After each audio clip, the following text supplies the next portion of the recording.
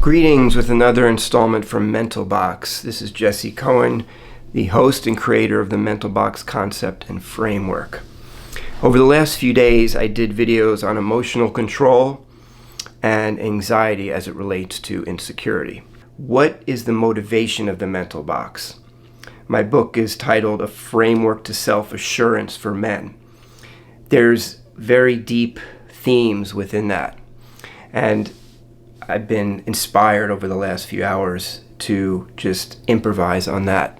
As a man traverses from childhood to adulthood and they develop self-assurance in the end, that process is really going from external to internal. What do I mean by external to internal? The Mental Box concept separates the external into two facets. One is biological, and the other is psychological. The biological aspect has to do with pure survival, protecting our physical essence. So before we had modern comforts, and we had to worry about war or animals or weather ravaging our land, and our life expectancies were a lot shorter, we were in this state of survival. So when we're looking at things like fear holding us back, insecurity, anxiety, all these things that men in the modern world are talking about from a psychological perspective, from a biological perspective, it was simple. All of those things happen because of real danger. We have rational fear because we're in danger. Our person is in danger. The anxiety and insecurity come from that real danger where we might not know where our home will be from one day to the next. That's real danger affecting our person. As hundreds or thousands of years evolve in human history, and now we have technology and we have more comforts, the biological is kind of pushed deeper. And now we delve into the psychological aspect. We think of these things as fear, anxiety, insecurity. We think of those things in terms of our worth, our psychological worth, not defending our person. In psychology, you hear the term defense mechanisms. Well, obviously, from a biological perspective, that's defending your person. But in psychology, what are we defending? It's the modern world that doesn't put us in those dangers all the time anymore, in harm's way constantly. So we're defending our worth as a human being. What are we here to do? If someone makes us feel low, even though they're not harming our person, we tend to get defensive about that. And that's the psychological aspect.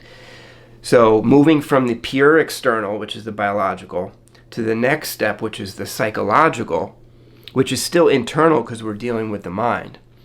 But the next step, which is self-assurance for men, but to me, that's the spiritual aspect of our being. I'm not religious, and I'm not coming at this from a religious aspect.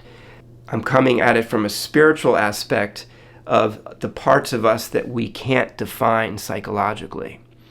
So let me give some examples that come from my counseling experience of the spiritual as it differs from the psychological. So in the psychological, all of our personality development and behavior can be predicted from our childhood experiences.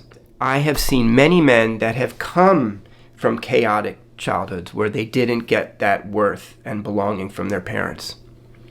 And I've seen in both in cases that are like group A or group B, let's say, group A, a man came from that chaotic childhood, they grew up and they created that chaos in their life. Now they're constantly seeking validation from women and they're just getting in bad relationships. They want that chaos. And I've seen men come out of that chaos as children with that parental environment. And somehow they find that inner spiritual validation and they don't recreate that chaos.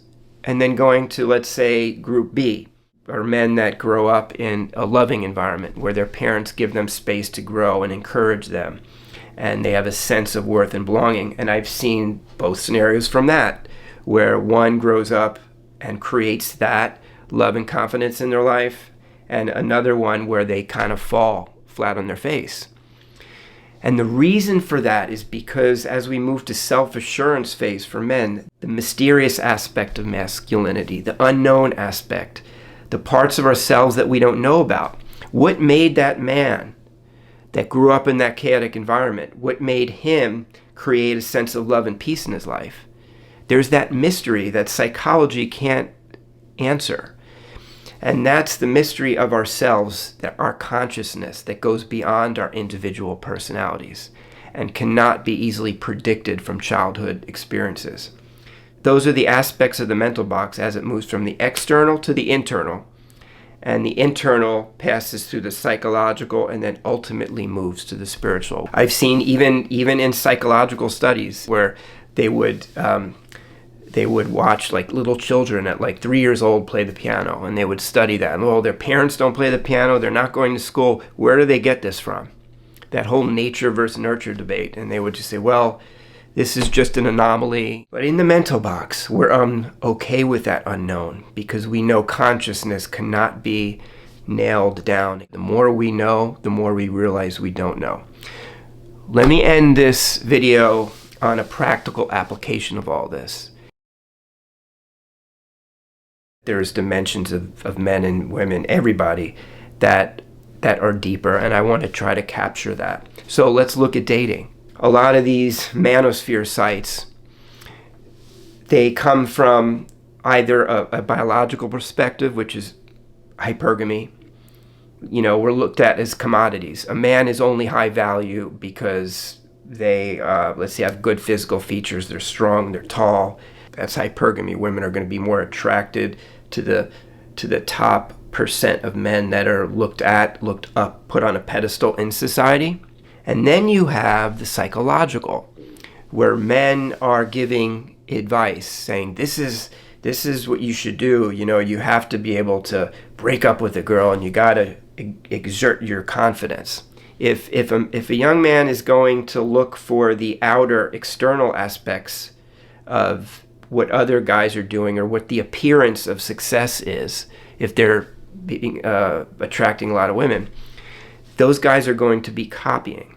But it comes from an external source of what appears to be success by societal standards. Just because you're a guy and you look great and you have an outer sense of confidence and women are attracted to you, and men try to copy that. And I see a lot of women saying, well, I could tell when a guy is trying to copy. What are my spiritual attributes that I become higher than what society perceives me to be? Just remember with dating to listen to your own instincts. There's no harm in watching videos that give insights and maybe some advice on dating, how to dress, what are the fashions, what are the trends. But just remember, don't let these sites take away your discernment. That's one of the big tools, self-awareness and discernment. Your discernment of how you view attractiveness or how you view dating. And even if some women that might look to societal standards and might think, oh, that guy, they're looking for something that's more mainstream. In the end, you're going to eventually attract the right women into your life, and they're going to appreciate you for your authenticity and your inner strength. Thanks for letting me rant today. Peace out. Until next time, like and subscribe.